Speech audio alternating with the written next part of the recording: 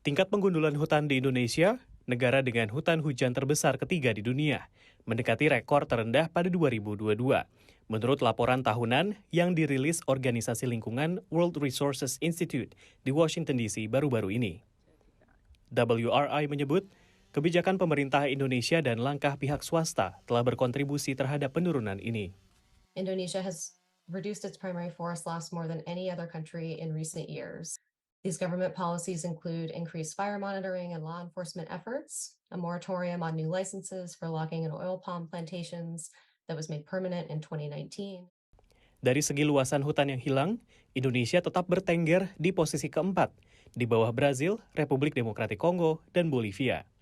Namun demikian, deforestasi Indonesia lebih buruk daripada Laos, Papua Nugini, dan Malaysia. Presiden Joe Biden April lalu menjanjikan $500 juta untuk menghentikan penggundulan hutan di Brasil, serta lebih dari $1 miliar untuk negara-negara berkembang berhenti menggunakan bahan bakar fosil, bertransisi menggunakan energi terbarukan, dan meningkatkan mitigasi melawan dampak perubahan iklim. Sebagai salah satu pemilik hutan hujan terbesar di dunia, Indonesia masuk jadi penerima dana iklim tersebut. Sementara itu, organisasi lingkungan Greenpeace mengatakan, kendati tren turun, Indonesia tetap kehilangan hutan 3 kali luas DKI Jakarta pada 2022. Tren itu bisa jadi menurun, tapi dalam konteks kita lihat bertahun bertahun itu meningkat, dan itu kehilangan cukup besar ya. Greenpeace mendesak pemerintah segera mengevaluasi izin-izin bermasalah dan mengeksekusi perusahaan nakal. Evaluasi itu memang harus sampai pada eksekusi. Eksekusi itu sampai ke pengadilan ya. Beberapa keputusan-keputusan pengadilan terhadap perusahaan-perusahaan yang melakukan pembakaran hutan dan lahan itu tidak bisa dieksekusi juga, Mas.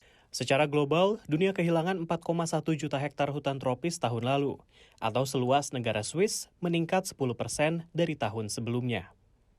Angka ini membuat target nol deforestasi pada 2030 sesuai kesepakatan Glasgow meleset.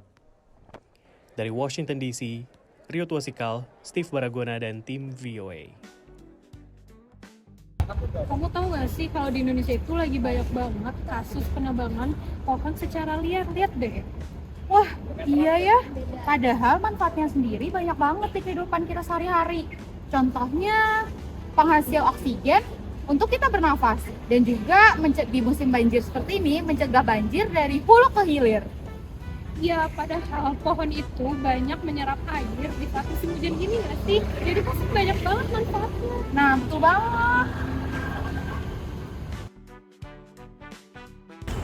3, 2, 1. Studi kasus yang kelompok kami temukan terkait pengelolaan energi dan sumber daya alam di kawasan hutan. Contoh pertama dalam pengelolaan energi di kawasan hutan adalah pembangunan PLTA Kayan yang berlokasi di Kabupaten Bulungan, Kalimantan Utara. Daerah ini memiliki bentang hutan tropis yang sangat luas dan dilalui Sungai Kayan yang menjadi sumber daya air utama bagi pembangunan pembangkit listrik tenaga air. Dari sisi energi, PLTA Kayan dianggap strategis karena potensi total dayanya mencapai ribuan megawatt, yang nantinya mendukung kebutuhan listrik di Kalimantan dan kawasan industri hijau di sekitar Tanah Kuning Mangkupadi. Namun, secara ekologis, wilayah ini masih sangat sensitif.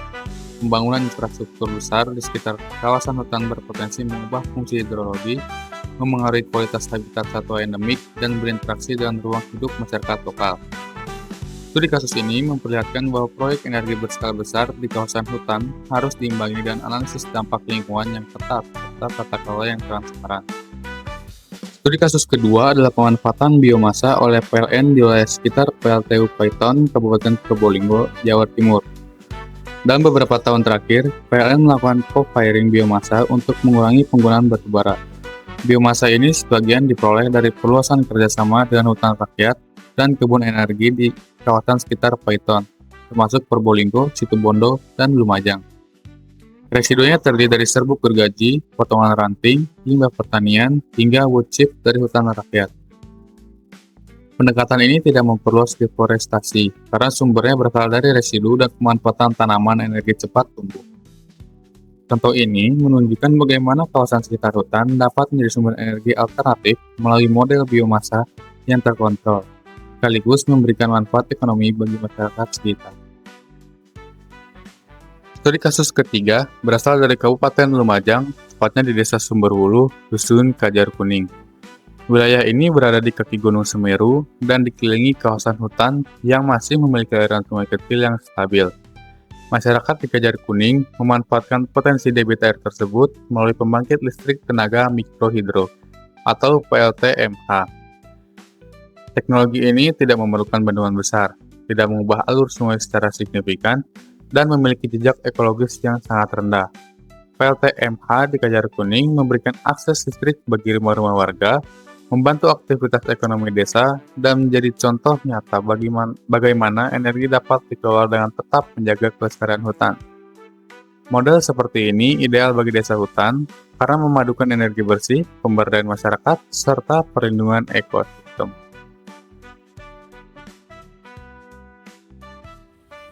Hutan adalah paru-paru dunia. Di Indonesia, lebih dari 50% wilayah daratan kita ditutupi oleh hutan yang menjadi sumber energi, bahan baku, sekaligus penjaga kehidupan. Namun, dalam pengelolaan sumber daya hutan, tidak selalu sejalan dengan prinsip keberlanjutan. Dalam video ini akan membahas bagaimana kebijakan energi dan sumber daya alam di sektor kehutanan diatur, dijalankan, dan apa yang perlu kita benahi bersama.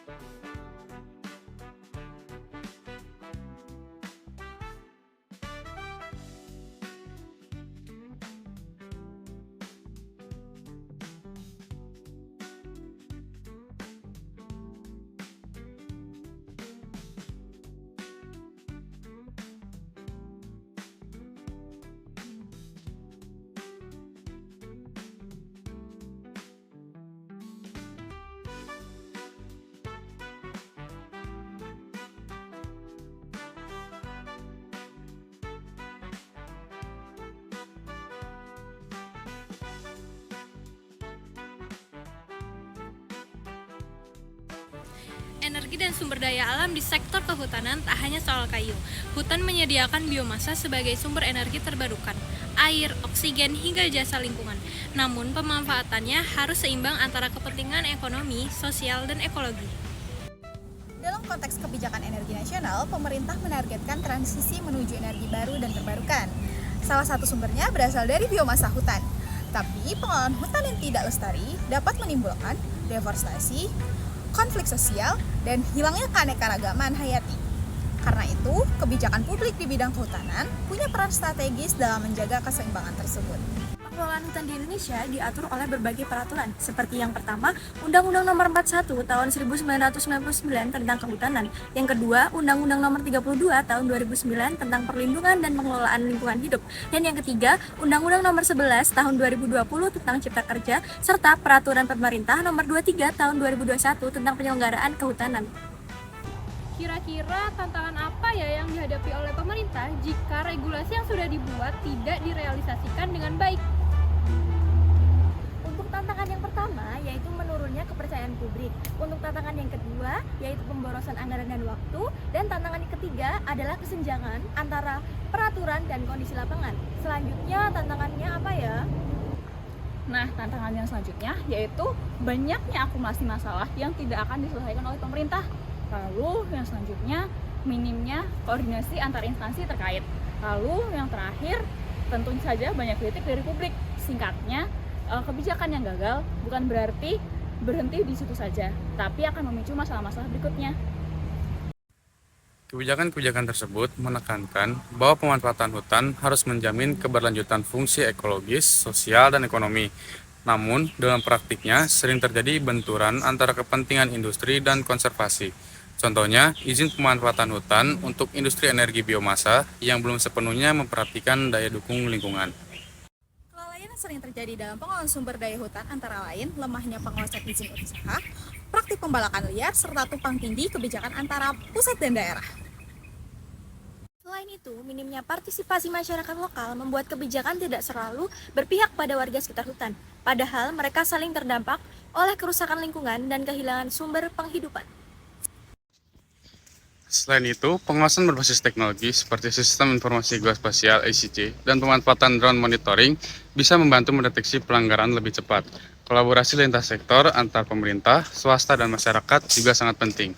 Dari pembahasan tadi, jelas bahwa kebijakan energi dan sumber daya alam di sektor kehutanan memegang peranan vital dalam menjaga keseimbangan antara pembangunan dan kelestarian. Kami merekomendasikan 3 hal utama, yaitu yang pertama, penguatan regulasi dan pengawasan izin usaha kehutanan, yang kedua, peningkatan kepartisipasi masyarakat lokal dalam setiap tahapan kebijakan, lalu yang ketiga, ada integrasi kebijakan kehutanan dengan strategi energi terbarukan nasional.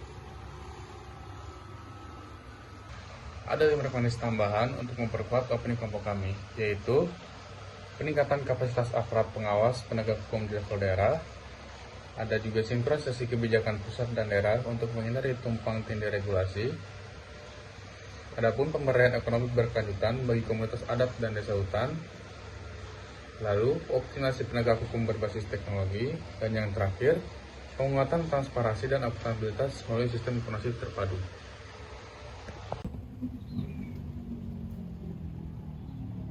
Kebijakan yang baik bukan hanya tertulis di atas kertas, tetapi nyata di alam Dan dirasakan oleh masyarakat.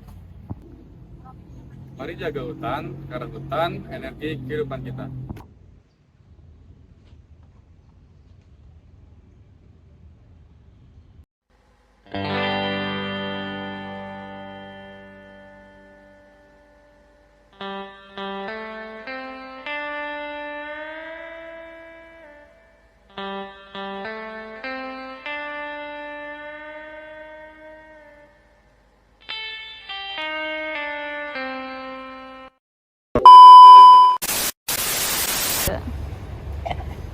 Kamu tahu gak sih, lagi banyak banget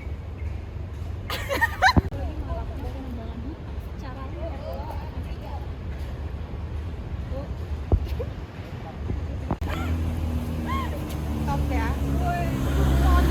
Nanti kalau ada bis,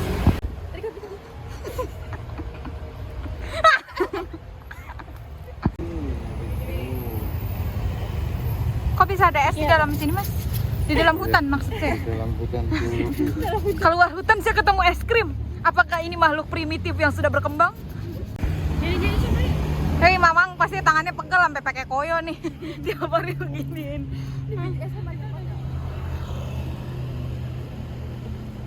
So cantik lu pada.